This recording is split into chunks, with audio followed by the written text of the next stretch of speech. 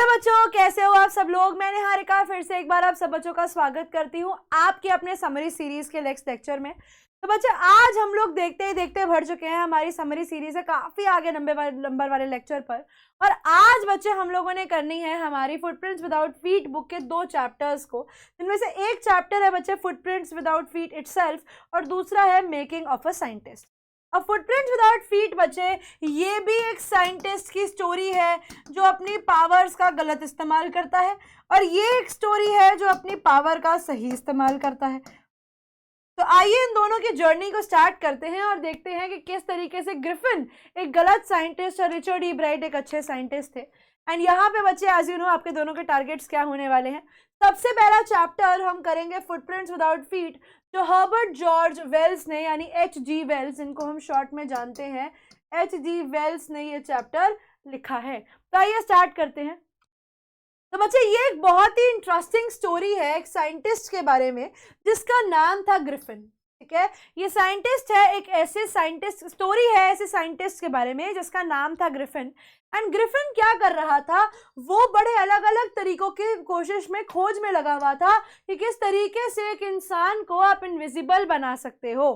ठीक है, यानी वो एक ऐसी रिसर्च करने की कोशिश कर रहा था, एक ऐसी चीज को इजाद करने की कोशिश कर रहा था जो इंसानी शरीर को इनविजिबल बना सकती है, मिस्टर इंडिया बना सकती है।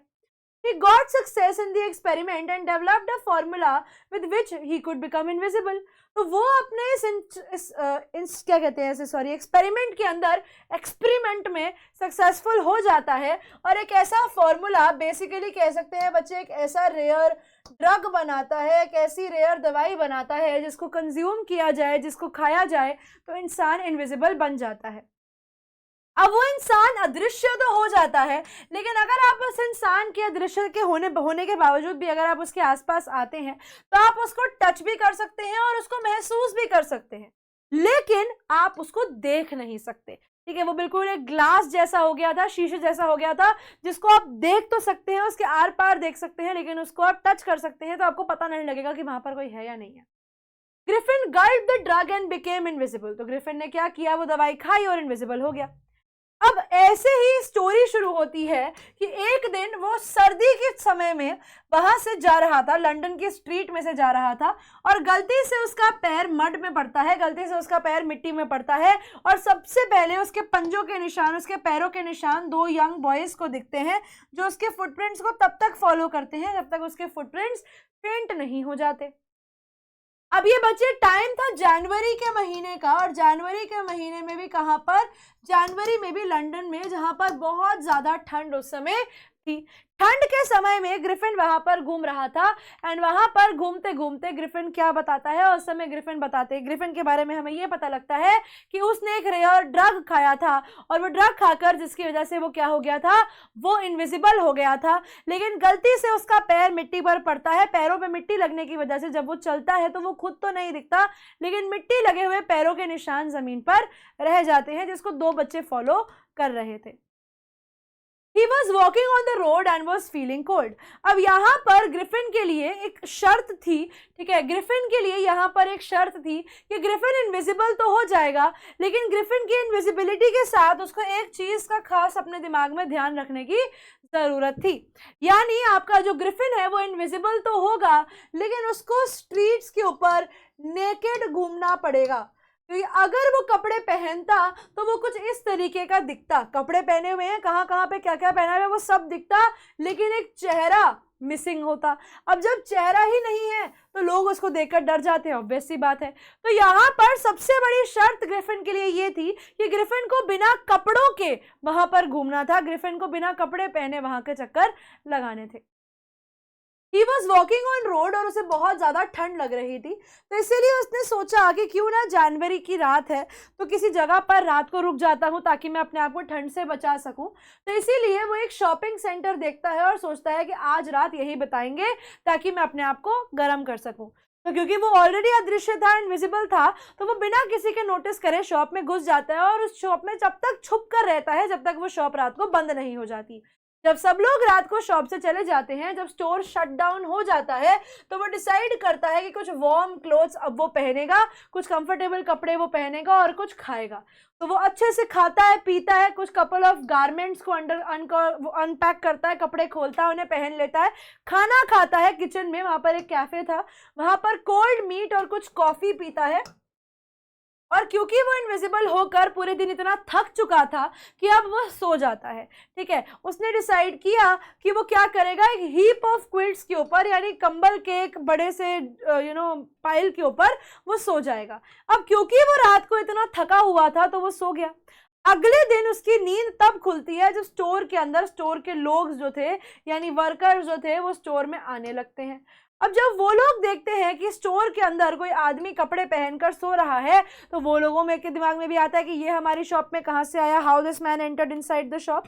And at this point of time ये आदमी जब शॉप में घुसता है, when he entered inside, when he saw कि जितने भी वर्कर्स हैं वो अब इसके पीछे पड़ने वाले हैं, तो उस टाइम पर वो वहां से भाग जाता है। और ग्रिफिन सोचता है कि इस तरीके से मैं पकड़ा जाऊं, इससे बेटर ऑप्शन तो ये है कि क्यों ना मैं अपने सारे के सारे कपड़े निकाल दूं ताकि मैं इन लोगों की चपेट में ना आ जाऊं। तो यहां पर इन लोगों से बचने के लिए ग्रिफिन ने वापस से एक बार अपने सारे कपड़े उतार दिए और फिर से एक बार इनविजिबल हो गया। अब इनविजिबल तो हो गया, लेकिन इस मौसम में, इतनी ठंड में अब वो कहाँ जाए। अब वापस से जिस चीज से वो भाग रहा था उसी चीज में वो फिर से फंस गया। अब क्या करे, इस बार उसने डिसाइड किया कि अब वो इतनी ठंड के अंदर घूमेगा कैसे। तो इसीलिए उसने डिसाइड किया कि इस बार वो एक थिएटर कंपनी से कपड़े लेगा, ताकि वहां से वो चश्मा, हैट, जैकेट, कान, मूछ सब ले सके और अपने फेस को कवर कर सके, ताकि वो पूरे टाइम कपड़े पहन के रह सके। बार बार ये कपड़े उतारो, ठंड में घूमो, ये प्रॉब्लम से वो बच जाए। तो वो एक थिएटर कंपनी के स्टोर में जाता है, क्योंकि उसे पता था कि यहाँ पर उसे अपना फेस कवर करने के लिए भी कुछ मिल जाएगा। अगर वो अपना फेस कवर कर लेता है, बिकॉज सबसे बड़ी प्रॉब्लम तो फेस ही थी। हाथों में तो इंसान ग्लव पहन सकता है, पैरों में इंसान 24 घंटे जूते पहन सकता है, चेहरा कैसे छुपाए। तो इसीलिए अब उसने डिसाइड किया कि कुछ ऐसा ढूंढता हूँ जिससे मैं अपने चेहरे को ढक लूँ। जब चेहरा ढक जाएगा तो मुझे कोई नहीं ढूंढ पाएगा और फिर मैं जो चाहूँ आराम से कर सकता हूँ। तो उसने क्या किया, उसने ग्लासेस चुराए, उसने नोज चुराई और उसने बोगस मतलब फेक, उसने एक बोगस नोज चुराई, एक हैट चुराई, कुछ बैंडेजेस चुराई ताकि अपने फेस को कवर कर सके। और उसके बाद वो शॉपकीपर के पास जाता है, ऑब्वियसली इनविजिबल था, तो पीछे से शॉपकीपर के सर पे हिट करता है, शॉपकीपर के सर पे मारता है, उसको बेहोश करके उसके वहां से, उसके गले में से सारा का सारा पैसा निकाल के वहां से भाग जाता है। और यहाँ पर ग्रिफिन ऑलरेडी 3 क्राइम कर चुका था।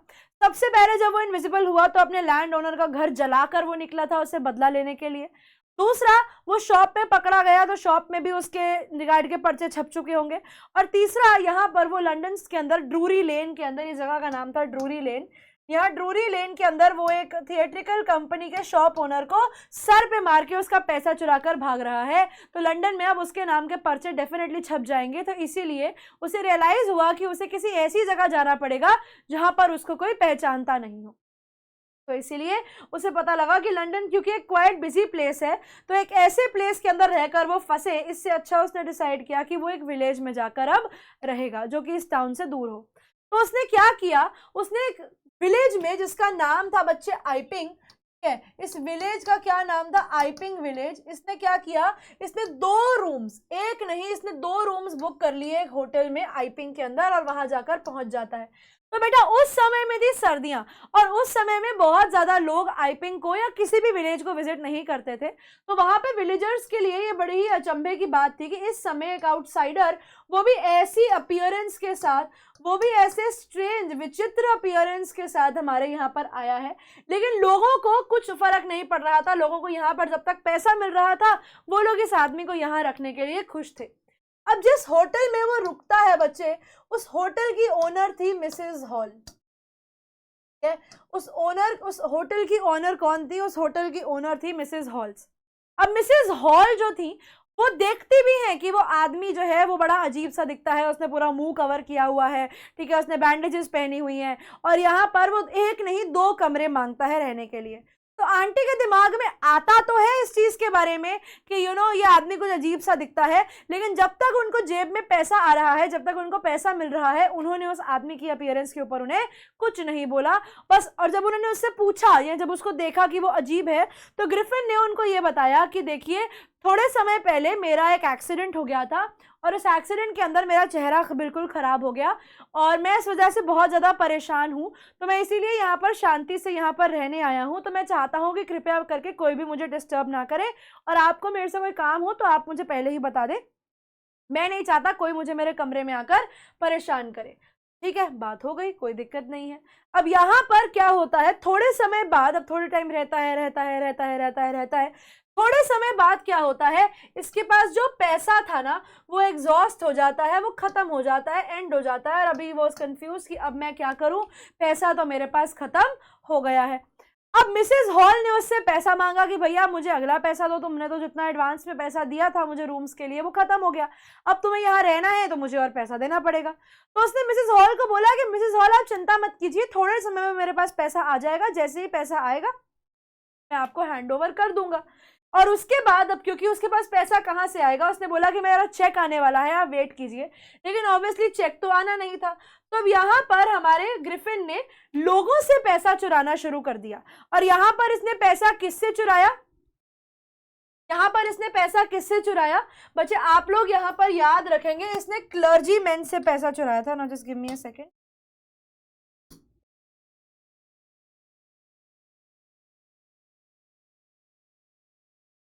इसने किससे पैसा चुराया था, इसने क्लर्जी मैन से पैसा चुराया था। क्लर्जी मैन के घर में ये जाता है, इनविजिबल होकर ये वहां पर जाता है, और इनविजिबल होकर वहां पे जाके ये चोरी करके आता है। ठीक है, ही वेंट देयर, वहां पर गया और वहां पर जाकर इसने उनके घर में चोरी करी। ठीक है, उनके घर में जाता है वहां पर इनविजिबल होकर, ठीक है, वहां से उनके पैसे चुरा लेता है, robbed the money and came back. अब क्लर्जी मैन इस पूरे के पूरे इंसिडेंट को एक बोलते हैं स्ट्रेंज अफेयर।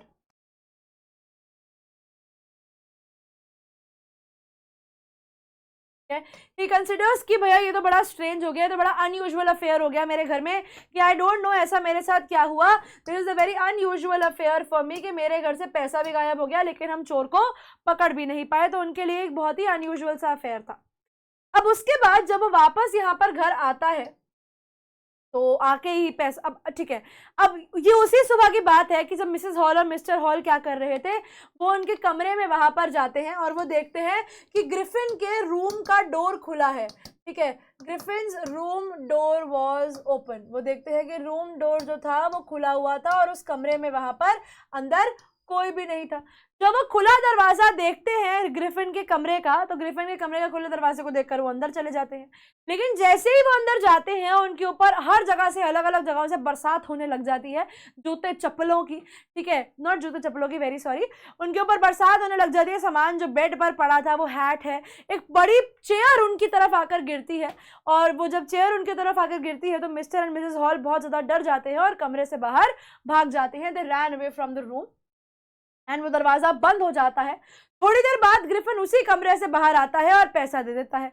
अब यहाँ पर मिसेस हॉल को बहुत गुस्सा आता है, वो कहती है इसने तो मेरे कमरे में काला जादू कर दिया है, ये आदमी मुझे पहले ही अजीब लगता था, इसे तो मेरे घर में कुछ ना कुछ ऐसा जरूर किया है जिसकी वजह से मेरे घर का फर्नीचर अपने आप हवा में उड़ने लगा है। तो उन्होंने क्या करा, he hit the owner and his wife when they attempt to check his room in the absence, as they can not see anyone, the owners thought कि वहां पर स्पिरिट्स हैं, उनके घर में भूत हैं, एंड यहाँ पर ये सारी के सारे अनयूजुअल चीजें जो हो रही हैं उसके लिए उनका वो गेस्ट ग्रिफिन ही रिस्पॉन्सिबल है। तो जब ग्रिफिन उनके पास आता है और ग्रिफिन आकर उन्हें एकदम से पैसा दे देता है और वो कहता है कि ये लो आपका पैसा, और ये रहा आपका जो पैसा मेरे को आपको देना था as a form of rent. अब इस पॉइंट ऑफ टाइम पे वो जो घर के अंदर चोरी हुई, इस चीज का पूरा शक भी जाता है किसके ऊपर, ग्रिफिन के ऊपर, क्योंकि लोगों को ये लगा कि अभी क्लर्जीमैन के घर से पैसा गायब हुआ और इसने पैसा निकाल कर दे दिया, जबकि इसने ये बोला था कि इसको चेक आने वाला है और इसने मुझे किस फॉर्म में कैश, इसने मुझे पैसा किस फॉर्म में दिया, इसने मुझे कैश के फॉर्म में पैसा दिया है। तो दैट इज वाई वो यहाँ पर कहते हैं कि भैया मुझे तो पैसा आया कैश में, बोला था इसने कि चेक से देगा। तो लोगों को जब लगा कि दया दाल में कुछ काला है, तो उन्होंने ऑलरेडी पुलिस ऑफिसर को, टाउन के कांस्टेबल को बुला लिया था कि भैया यहाँ पर ये आदमी कुछ अजीब लग रहा है, संदिग्ध लग रहा है, तो आप आ जाइए। तो यहाँ पर बच्चे उस समय पे मिस्टर जैफर्स को, जो टाउन के कांस्टेबल थे, उनको बुला लिया गया था कि आप यहाँ इंक्वायरी करने आ जाइए कि ये आदमी है कौन और यहाँ पर इसने हमारे फर्निचर को किया क्या है। अब इसकी वजह से हमारा ग्रिफिन जो है वो बहुत ज्यादा गुस्से में आ जाता है और वो कहता है कि अब तुम चिंता मत करो, अब मैं तुम्हें अपनी आइडेंटिटी दिखाऊंगा, अब मैं तुम्हें दिखाऊंगा कि मैं हूं कौन। और एक एक करके वो अपनी बॉडी से बैंडेजेस निकालना शुरू कर देता है और देखते ही देखते वो अपनी पूरी बैंडेजेस निकालकर एक हेडलेस मैन के फॉर्म में बदल जाता है। इस पॉइंट ऑफ टाइम पर मिस्टर जैफर्स वहां आते हैं और सिचुएशन को देखते हैं और वो डिसाइड करते हैं कि आदमी का सर हो या नहीं हो, मुझे तो इसको पकड़ना ही पड़ेगा। लेकिन क्योंकि ग्रिफिन उस समय बहुत ज्यादा गुस्से में था और बहुत ज्यादा पावरफुल था, तो ऑब्वियसली जो पुलिस ऑफिसर है वो ग्रिफिन को कैच नहीं कर पाया, बिकॉज ग्रिफिन पूरा इनविजिबल हो चुका था। तो लोगों को नहीं पता वो किसको पकड़ने की कोशिश कर रहे हैं, मगर ग्रिफिन को सब कुछ दिख रहा है कि लोग क्या कर रहे हैं। तो यहाँ से मुक्के, वहां से मुक्के, इधर से मुक्के, इधर से मुक्के, ग्रिफिन लोगों को मारता गया और इस तरीके से फाइनली उसने मिस्टर जैफर को, उसने क्या किया था, मिस्टर जैफर्स को अनकॉन्शियस कर दिया था, उसने मिस्टर जैफर को बेहोश कर दिया था और बेहोश कर कर वो वहां से फरार हो गया और स्टोरी यहाँ पर एंड हो गई। तो वो लोग उसे कैच नहीं कर पाए क्योंकि उसने अपने सारे कपड़े उतार दिए और इनविजिबल हो गया और उसके बाद किसी को भी नहीं पता कि ग्रिफिन वहां से उसके बाद कहाँ गया। एंड यहाँ पर आकर बच्चे हमारी फुटप्रिंट्स विदाउट फीट की स्टोरी हो जाती है खत्म। अब इससे बच्चे हमें सिर्फ एक सेंट्रल आइडिया मिलता है, इस चैप्टर का सिर्फ एक सेंट्रल आइडिया है और बहुत सिंपल सा सेंट्रल आइडिया है। वो ये है कि use your technology wisely, use your inventions wisely, अपनी इन्वेंशन को वाइजली यूज करो। और दूसरी चीज है, ये समझ आता है हमें, to hide one lie one has to speak many, कि एक झूठ छुपाने के लिए हम लोगों को 100 झूठ और बोलने पड़ते हैं। एक लाई को छुपाने के लिए, अपनी एक इनविजिबिलिटी को छुपाने के लिए उसको और बहुत सारे क्राइम करने पड़े ताकि वो इनविजिबल रह सके और किसी को पता ना लग सके। और हमें एक और चीज ये भी पता लगती है कि ग्रिफिन बहुत ही ज्यादा लॉलेस साइंटिस्ट था। वो चाहता तो अपनी साइंस का, अपनी नॉलेज का बहुत अच्छा इस्तेमाल कर सकता था, जैसे आगे हम अगले चैप्टर में देखेंगे, लेकिन नहीं, उसने अपनी नॉलेज का बहुत ही ज़्यादा गलत उपयोग किया और चीज़ों को अपने लिए क्या और बाकी सबके लिए भी बहुत ज़्यादा गलत बना दिया। ठीक है, आई होप बच्चों आप लोगों को ये समझ में आ गया होगा। अगला टॉपिक देखते हैं बच्चे। अगला टॉपिक है मेकिंग ऑफ अ साइंटिस्ट नाम का एक चैप्टर जो रॉबर्ट डब्ल्यू पीटरसन ने लिखा है और ये स्टोरी है बच्चे एक साइंटिस्ट के बारे में जिनका नाम है रिचर्ड ई ब्राइट। और ये रिचर्ड ई ब्राइट जितने नाम के ब्राइट हैं उतने नेचर के भी ब्राइट हैं। इसके बारे में अब हम चैप्टर में आगे देखेंगे। तो बच्चे मेकिंग ऑफ अ साइंटिस्ट एक स्टोरी है एक साइंटिस्ट के बारे में जिनका नाम है रिचर्ड ई ब्राइट। रिची, जैसे उनकी मदर उनको बुलाया करती थी, रिची उनका घर का निकनेम था और उनकी मदर जो बहुत सपोर्टिव थी उनको रिची बुलाया करती थी। वो एक बहुत ही क्यूरियस बच्चे थे, यानी बचपन से ही उनको चीज़ों के बारे में जानने का बहुत शौक था। ठीक है, अलग अलग चीज़ों के बारे में पढ़ना, अलग अलग चीज़ों के बारे में जानने का उनको बहुत दिलचस्पी थी। ठीक है, उन्होंने बटरफ्लाइज कलेक्ट करना शुरू कर दिया था अपने ही बचपन से, जब वो 2nd क्लास में थे। ठीक है, when he was 2 years old, when he was in 2nd grade, जब वो 2nd ग्रेड में थे तब तक वो सारी के सारी 25 स्पीशीज ऑफ बटरफ्लाई कलेक्ट कर चुके थे और ये पूरी स्टोरी उनकी बटरफ्लाई कलेक्शन के ऊपर ही है। ठीक है, तो वहां पर ये 25 स्पीशीज ऑफ बटरफ्लाई अपने होम टाउन में ही कलेक्ट कर चुके थे। अब ये बटरफ्लाई ही क्यों कलेक्ट करते थे? बिकॉज ये ओनली चाइल्ड थे, इनके फादर नहीं थे एंड इनके फादर ना होने की वजह से और इनकी हम उम्र ना होने की वजह से इनके एरिया के अंदर ये हमेशा अकेले ही रहते थे और जो भी करते थे वो अकेले ही करते थे। तो ऑब्वियसली क्योंकि वो फुटबॉल अकेला एक बच्चा नहीं खेल सकता तो इन्होंने चीज़ों को कलेक्ट करना शुरू कर दिया था, भले ही वो कॉइन्स हो, स्टोन्स हो या कुछ भी। और उन्हीं चीज़ों को कलेक्ट करते करते इन्होंने क्या किया, इन्होंने बटरफ्लाई कलेक्शन भी स्टार्ट कर दी और 2nd ग्रेड तक आते आते, 2nd क्लास तक आते आते इन्होंने 25 स्पीशीज ऑफ बटरफ्लाई कलेक्ट कर ली थी। इस पॉइंट ऑफ टाइम पर आकर उनको लगता है कि शायद से ही उनकी बटरफ्लाई कलेक्शन का एंड होगा, अंटिल एक दिन उनकी मदर उनको एक किताब लाकर देती है जिसका नाम था द ट्रैवल्स ऑफ मोनार्क इस किताब का क्या नाम था बच्चे? इस किताब का नाम था the travels of monarch x. और इस किताब में लिखा गया था कि मोनार्क नाम की बटरफ्लाई जो होती है वो माइग्रेट करती है, वो ट्रैवल करती है एक टाइम से दूसरे टाइम तक। और उस बुक के लास्ट में ये लिखा गया था कि जो भी इंसान चाहता है वो हम लोगों को इस बटरफ्लाई को टैग करके भिजवा सकता है, फिर हम उन बच्चों को यूज करेंगे, उन बच्चों के साथ मिलकर अपनी आगे की रिसर्च को करेंगे। और ये किसकी तरफ से बुक लिखी गई थी? कि डॉक्टर फ्रेडरिक उर्क्यूहार्ट के द्वारा ये किताब लिखी गई थी। और उन्होंने बच्चों को बोला था कि आप बटरफ्लाइज को टैग करना स्टार्ट करो। तो यहाँ पर ये उनकी लाइफ का एक टर्निंग पॉइंट था, बिकॉज उन्होंने इस बुक से बहुत ज़्यादा इंटरेस्ट गेन किया साइंस के अंदर। और जैसा कि उस बुक में लिखा था कि आपको बटरफ्लाइज को टैग करके हमें भेजना है, तो इन्होंने बटरफ्लाइज को टैग करना भी शुरू किया, क्योंकि उनकी मदर ने उनको सपोर्ट किया कि तुम्हें ये काम करना चाहिए। अब वो बताते हैं कि उनकी जो बेसमेंट थी, ठीक है, उनके घर की जो बच्चे बेसमेंट थी, उनके घर के बेसमेंट के अंदर ही ब्रीडेड बटरफ्लाइज, वो बटरफ्लाइज को ब्रीड कराते थे, ठीक है। और वहाँ से ही उन्हें अलग अलग स्टेज में जब वो बड़े हो जाते थे तो उनके ऊपर टैग लगा के उन्हें हवा में छोड़ दिया करते थे। लेकिन वो ये कहते हैं कि ये बटरफ्लाई कलेक्शन से इनको कोई बहुत ज़्यादा फायदा नहीं हो रहा था। 4 साल तक, ठीक है, फॉर 4 years उन्होंने ये टैगिंग का काम जारी रखा, लेकिन उनको कोई बहुत ज़्यादा रिस्पॉन्स नहीं मिला, तो उन्होंने बटरफ्लाइज को टैग करना छोड़ दिया। फिर फाइनली आता है उनकी ज़िंदगी का वो पॉइंट जिसके बाद उनकी ज़िंदगी बिल्कुल बदल जाती है। उन्होंने क्या किया, जब वो 7th क्लास के अंदर थे ना, उन्होंने पहली बारी काउंटी साइंस फेयर में पार्टिसिपेट किया था। कौन सी क्लास में किया था? 7th ग्रेड के अंदर, 7th क्लास के अंदर काउंटी फेयर के अंदर, साइंस फेयर के अंदर इन्होंने पार्टिसिपेट किया। और उस समय पे इन्होंने फ्रॉग टिश्यू को दिखाया था एक स्लाइड में, बड़ी नीट रिप्रेजेंटेशन में, लेकिन वो हार जाते हैं। उस पॉइंट ऑफ टाइम पे हर इंसान कुछ ना कुछ जीता, लेकिन यहाँ पर रिचर्ड ईब्राइट कुछ भी नहीं जीते। तो उनके मन में इस चीज़ का बड़ा ही दुख आ गया कि यार मैं क्यों नहीं जीता, मैंने ऐसा क्या किया कि I did not win anything, बाकी सबको कुछ ना कुछ मिला है। ही वॉज वेरी सैड, मगर उन्हें ये लगा कि अगर मेरे को जीतना है तो मुझे कुछ ना कुछ रियल एक्सपेरिमेंट करना पड़ेगा, क्योंकि नीट मॉडल्स और नीट रिप्रेजेंटेशन से काम नहीं चलेगा। यहाँ पर चीज़ें एक्चुअली सिंसियर हो गई हैं, चीज़ें आगे बढ़ गई हैं। तो अगर मैं कोई सिंपल सी रिप्रेजेंटेशन करता हूँ तो उससे मेरा कोई भी फायदा नहीं होने वाला है। तो उन्होंने क्या किया, वही डॉक्टर उर्क्यूहार्ट को मैसेज करा और उनको बोला कि भैया आप हमें ना कुछ आइडियाज़ दे दो कि मैं कोई प्रोजेक्ट बना सकूँ। तो यहाँ से इन्हें बड़े सारे स्टैक ऑफ आइडियाज आते हैं कि आप ऐसा करिए, ऐसा करिए, ये बनाइए, ये बनाइए, ये बनाइए, ये बनाइए। अलग अलग आइडियाज उनको प्रोजेक्ट के दे दिए गए। He stayed busy during his high school working on long lists sent by Dr. Urquhart. अब उसके बाद पूरे साल उन्होंने अलग अलग प्रोजेक्ट करे, और अगले साल जब 8th क्लास आई, जब उनका नेक्स्ट फेयर का टाइम आया, तो इस बार इन्होंने डिसाइड किया कि वो एक वायरल डिजीज को चेक करेंगे। इन्होंने बोला कि मोनार्क कैटरपिलर्स जो होते हैं ना, वो सारे के सारे मर जाते हैं पैदा होने के कुछ सालों तक, और ऐसा माना गया है कि बीटल की वजह से, वो बीटल है जो वायरस इनके पास तक लेकर आता है। तो इन्होंने क्या किया, इन्होंने एक डब्बे के अंदर कैटरपिलर्स को रेस करना स्टार्ट किया, यानी कैटरपिलर्स को बड़ा करना शुरू किया।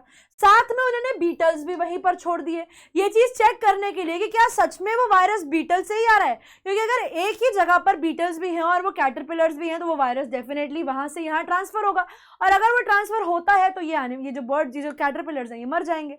लेकिन ऑब्वियसली उनको उस चीज़ का कोई रिजल्ट नहीं आया। दिस शोज कि वो जो वायरस था वो बीटल से नहीं आ रहा था बटरफ्लाइज के अंदर। और जब उन्होंने ये एक्सपेरिमेंट दिखाया काउंटी साइंस फेयर में, तो इस बार वो जीत गए, और इस बार उनको मोटिवेशन भी मिली कि अगर मैं इस बार जीत गया हूं तो शायद से मैं अगली बारी भी जीत सकता हूं। अब अगला साल आया, अगले साल उन्होंने फिर एक एक्सपेरिमेंट किया, और इस बार उनका एक्सपेरिमेंट ये था कि जो वाइसरॉय बटरफ्लाइज होती हैं, कौन होती हैं? जो वाइसरॉय बटरफ्लाइज होती हैं वो मोनार्क को कॉपी करती हैं।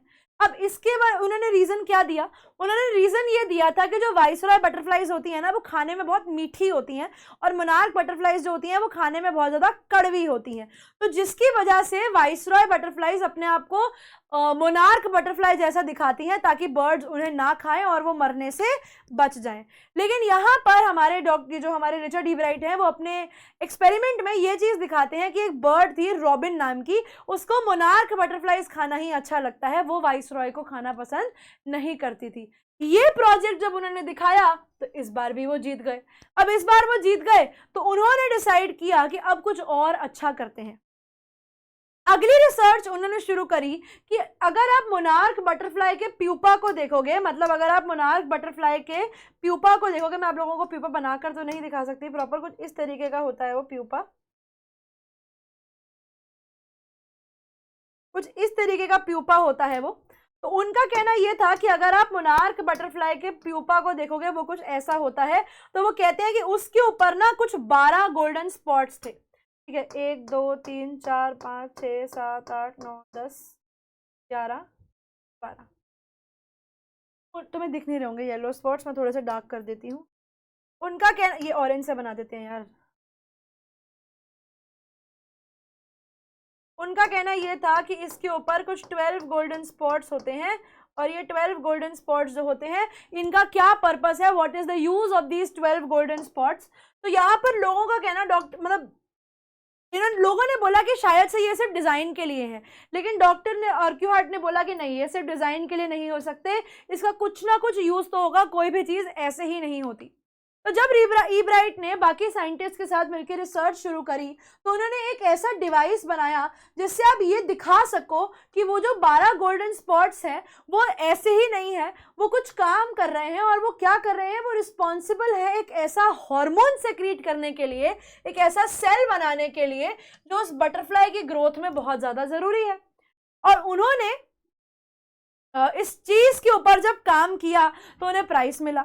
अब प्राइज मिलने के बाद ही इसके साथ साथ इनको मौका मिला आर्मी इंस्टीट्यूट में भी काम करने का, जहां पर ये और अच्छे सोफिस्टिकेटेड इंस्ट्रूमेंट्स को यूज करके अपने इस रिसर्च को आगे बढ़ा सकते थे। तो जब इनको मौका मिला कि अब आगे काम कर सकते हैं, तो इन्होंने काम किया ये देखने का कि ये जो केमिकल है इसका ये जो हार्मोन है इसका केमिकल स्ट्रक्चर क्या है, ये कैसे बनाया गया है, और ये क्या काम है इस हार्मोन का, गोल्डन स्पॉट्स का क्या काम है।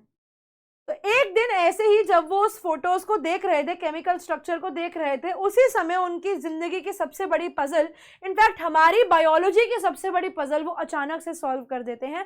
बिकॉज उन्हें रियलाइज होता है कि वो जो हार्मोन सेक्रीट किया जा रहा है उसके अंदर, वो बेसिकली किसके लिए रिस्पॉन्सिबल है, वो लाइफ के लिए रिस्पॉन्सिबल है। और वो क्या करता है, वो एक ऐसा हार्मोन सेक्रिएट करता है जो ग्रोथ में हेल्प करेगा। तो बेसिकली जिस चीज को वो स्टडी कर रहे थे वो डीएनए था, डीऑक्सीराइबोन्यूक्लिक एसिड, जो हमारी बॉडी के हेरिडिटी को कंट्रोल करता है। यानी हम अपने माँ बाप जैसे दिखते हैं और हमारे बच्चे हमारे जैसे दिखेंगे, उस चीज की जो हेरिडिटी होती है वो कहाँ से आती है, वो हार्मोन वही काम कर रहा है। और यहाँ से वो जिंदगी के ब्लूप्रिंट, यानी हमारे सेल के ब्लूप्रिंट को स्टडी करते हैं, जिसका नाम है डीएनए। और ये उस समय का एक बहुत बड़ा ब्रेक थ्रू, एक बहुत बड़ी डिस्कवरी थी, और उसे एक मैगजीन में, नेशनल साइंस मैगजीन में भी पब्लिश किया गया था। और ये उन्होंने एट द एज ऑफ 22 किया था। ठीक है, ये 22 ईयर्स की एज के अंदर ये काम ऑलरेडी वो कर चुके थे। उसके साथ साथ वो ये भी बताते हैं कि ये डीएनए की स्टडी जो है ये आपको बहुत सारे डिजीजेस और कैंसर जैसी बीमारियों को स्टडी करने में भी बहुत ज्यादा हेल्प करते। अब इसी के साथ साथ वो ये भी बताते हैं कि साइंस के अलावा उनके और भी बहुत सारे इंटरेस्ट थे, और उन्हें सोशल स्टडी के टीचर, जिनका नाम भी रिचर्ड था, वो बहुत अच्छे लगते थे। उनके साथ उनकी बहुत ज़्यादा बनती थी, क्योंकि वो उन्हें अलग अलग आइडियाज़ देते थे। और वो जो उनके टीचर थे मिस्टर रिचर्ड वेहरर, वो ये बताते हैं कि हमारे रिचर्ड ईब्राइट हैं, वो डिबेटिंग में बहुत अच्छे थे। यानी जब बात आती है अपने पॉइंट को किसी के आगे रखने की, तो वो बहुत अच्छे से कर पाते थे, बहुत अच्छे पब्लिक स्पीकर थे, और एक बहुत अच्छे कैनोइस्ट भी थे, यानी कैनो बोट चलाना भी उन्हें बहुत अच्छे से आता था। और यहाँ पर रिचर्ड ईब्राइट ये कहते हैं कि उन्हें जीतने की आग थी, लेकिन वो कभी भी गलत रीजंस के लिए नहीं जीतना चाहते थे, या फिर वो किसी को नीचा दिखाकर नहीं जीतना चाहते थे, वो प्राइजेस के लिए नहीं जीतना चाहते थे। वो जीतना इसीलिए चाहते थे कि वो जो भी करें उसके अंदर वो बेस्ट बने। उन्हें प्राइज के लिए, मनी के लिए, फेम के लिए नहीं जीतना था, उन्हें जीतना था, उन्हें लाइफ में बेस्ट करके दिखाना था, क्योंकि वो सबसे आगे रहना चाहते थे। वो चाहते थे कि मैं जो भी करूं उसे परफेक्शन के साथ करूं। तो यहाँ पर इस पॉइंट वो आकर इस पॉइंट पे एंड करते हैं कि अगर हम डॉक्टर रिचर्ड ई ब्राइट की बात करें तो रिचर्ड ई ब्राइट एक ऐसे इंसान थे जिनके पास ब्राइट माइंड था।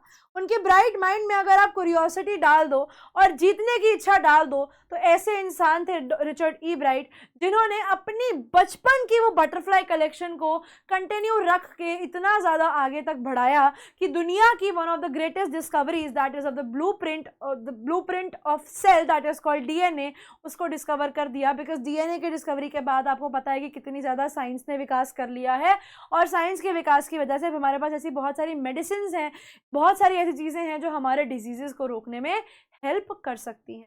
तो बेटा जो भी हमने रिचर्ड ई ब्राइट जो भी हमने देखा उसके केस के अंदर, ग्रिफिन के केस के अंदर रिचर्ड ई ब्राइट यहाँ पर बिल्कुल ही उसके डिफरेंट थे। तो आप लोग इसका सेंट्रल आइडिया क्या लिख सकते हैं, आप यहाँ पर बच्चे सेंट्रल आइडिया में मेंशन कर सकते हैं कि यूज योर नॉलेज वाइजली। अगर आप अपनी नॉलेज को सही तरीके से इस्तेमाल करते हैं तो आप दुनिया का भला कर सकते हैं, जैसे यहाँ पर रिचर्ड ई ब्राइट ने। और इसी के साथ बच्चे ओके यहाँ पर दिखाया है कि it is shown in this chapter कि with the right amount of curiosity, एक bright mind and the will to win for right reasons, ये सारी क्वालिटीज चाहिए एक साइंटिस्ट बनने के लिए जो रिचर्ड में थी। इनकी मदर ने भी एक बहुत बड़ा रोल प्ले किया है इनकी लाइफ के अंदर जो भी वो बनी है, बिकॉज उनकी मम्मा ने उन्हें हर चीज़ में सपोर्ट किया है, भले ही वो उनको अलग अलग एडवेंचर्स पे लेकर जाना हो या फिर ये ट्रैवल्स ऑफ मोनार्क एक्स इनको लाकर देना हो, जिसने इनके लिए एक बहुत बड़ा field of science open up करके रख दिया था।